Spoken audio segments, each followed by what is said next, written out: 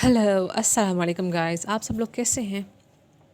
आज का हमारा जो टॉपिक है डिस्कशन का वो है एंटी साइकोटिक को ही हम लोग एंटी शिज़ोफ्रेनिया भी कहते हैं, मेजर ट्रैंकुलाइजर्स भी कहते हैं, डोपामिन रिसेप्टर एंटागोनिस्ट भी कहते हैं और इसी को ही हम लोग न्यूरोलेप्टिक्स भी कहते हैं। एंटीसाइकोटिक ड्रग्स का जो मेजर यूज़ है वो शिज़ोफ्रेनिया को ट्रीट करना है। शिज़ोफ्रेनिया क्या है, वो एक थॉट डिसऑर्डर है। इसमें पॉजिटिव सिम्टम्स भी होते हैं और नेगेटिव सिम्टम्स भी होते हैं।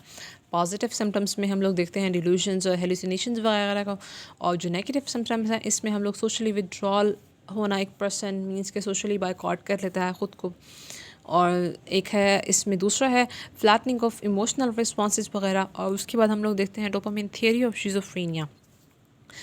जो एंटीसाइकोटिक ड्रग्स होती हैं वो रिड्यूस करते हैं डोपामिन साइनेप्टिक एक्टिविटी को। These drugs produce Parkinson like symptoms, और drugs that increase dopamine in the limbic system reduce साइकोसिस।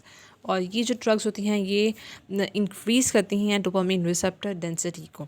उसके बाद हम लोग देख लेते हैं फोर डोपामिनर्जिक पाथवेज। इसमें है मीजोकॉर्टिकल, मीजोलिम्बिक, नाइग्रोस्ट्राइटल, ट्यूबुलो इन्फेंडिबुलर।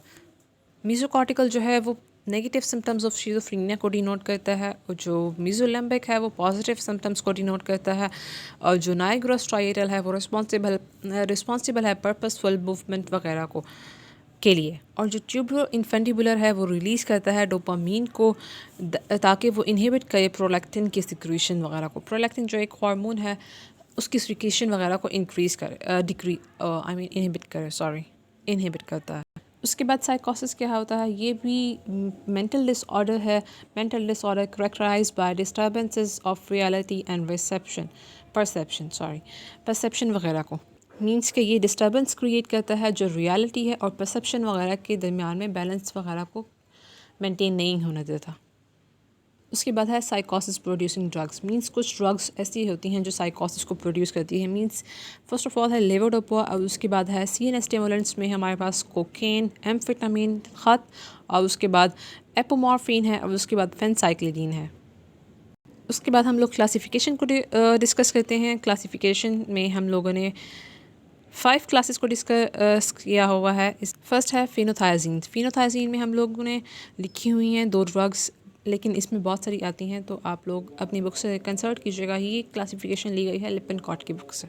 फिनोथायाजीन्स में आती हैं क्लोरप्रोमाजीन वगैरह, और उसके बाद थायोजेंथीन्स हैं, इस फ्लूफेनथाजोल। उसके बाद ब्यूटाइरोफिनोन्स को हम लोगों ने लिखा हुआ है, उसमें आती है हेलोपेरिडोल। और उसके बाद एटिपिकल एंटीसाइकोटिक्स हैं, इसमें आती हैं वेस्पेरिडोन और क्लोजापिन। और उसके बाद अदर्स में आती हैं लोजापिन और पीमोजाइड। उसके बाद इसकी सेकंड क्लासिफिकेशन है, उसको हम लोगों ने 2 पार्ट्स में किया हुआ है सेपरेट, फर्स्ट जनरेशन और सेकंड जनरेशन। फर्स्ट जनरेशन को ही हम लोग ओल्डेस्ट ड्रग्स भी कहते हैं, और इसी को ही हम लोग टिपिकल भी कहते हैं और कन्वेंशनल भी कहते हैं।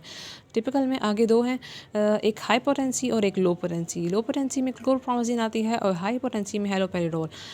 हेलोपेरिडोल और क्लोरप्रोमाजीन बहुत इंपॉर्टेंट ड्रग्स हैं। इसके बारे में आपसे पूछा जा सकता है वाइवा में भी, और आपके एग्ज़ाम्स में भी पूछा जा सकता है, और MCQ भी आ सकता है कि कौन सी ड्रग है जिसकी हाई मोटेलिटी है, वो है क्लोरप्रोमाजीन। और उसके बाद हम लोग चलते हैं एटिपिकल की तरफ। इसी को ही हम लोग सेकंड जनरेशन भी कहते हैं, और इसमें आती हैं क्लोजापिन वगैरह, रेस्पेरिडोन वगैरह। और उसके बाद कुछ इंपॉर्टेंट बातें डिस्कस की हुई हैं कि एक्स्ट्रा पायरामिडल साइड इफ़ेक्ट्स जो हैं वो मिनिमल हैं फॉर एटिपिकल एंटीसाइकोटिक ड्रग्स के लिए, और जो वीक भी। और इसके बाद इसका मैकेनिज्म ऑफ एक्शन है कन्वेंशनल एंटीसाइकोटिक्स। कन्वेंशनल को ही हम लोग टिपिकल कहते हैं, और इसमें हम लोग देखते हैं कि mainly block D2 receptor in the limbic system and the mesocortical area.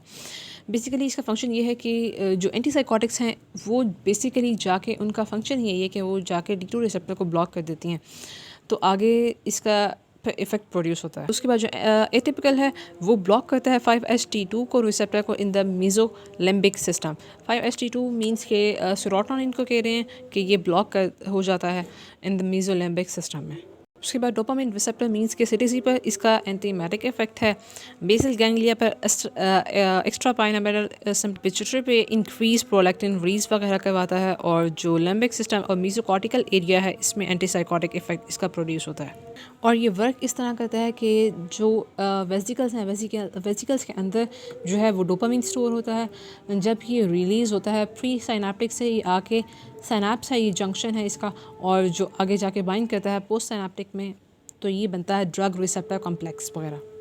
यहाँ पर एंटागोनिस्ट प्रेजेंट होते हैं जो डोपामीन को रिसेप्टर पर बाइंड करने से रोक देते हैं। बेसिकली डोपामीन के 5 रिसेप्टर्स होते हैं, 1 to 5, लेकिन जो मेजर है साइकोसिस में वो D2 रिसेप्टर है। Antipsychotic drugs specifically work on D2 receptor.